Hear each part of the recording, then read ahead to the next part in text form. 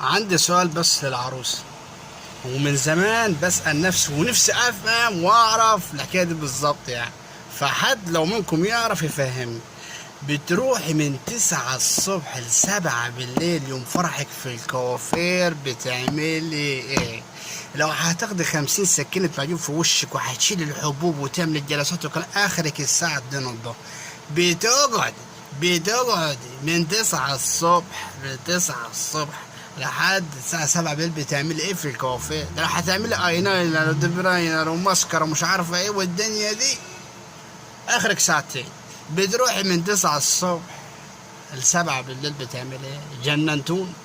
ومشكلة بتطلع البيت من بره، يعني انا بشوف واحدة بتبقى حلوة ربانة حلوة والله، بفتة حلوة وزي القمر، تطلع من الكوافير من دي اعطاها 50 سكينة معجون اقول مين دي في الفرق؟ ايه ده؟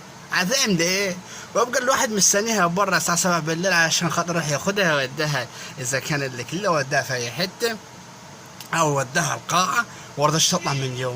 5 يا بابا، 5 يا عمري، 5 يا حياة. هتعمل ايه جو؟ هتعمل ايه جوا؟ انا قلت لك بنصيب. هتعمل ايه يوم وتطلع وفض في امريكا الكحل؟ حس بالعريس ابقى كتر خيره غصب عنه وابقى مقروف من الدنيا ومن حياته كله. من 9 الصبح يا عمري لحد الساعة 7 بالليل في الكوافير. هتعمل ايه في الكوافير؟ اطلعي والله هيبقى في بنات حلوه ربنا، حلوه ربنا صح، حلو البيت ويقول عليها حلوه من غير ميك اب.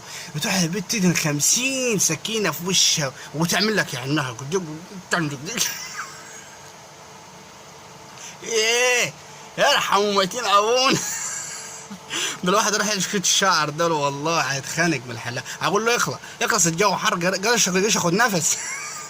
ودي من 9 ل7 يا مؤمنه حرام عليك. ارحموا الناس وحد فهمني الله يحن عليكم.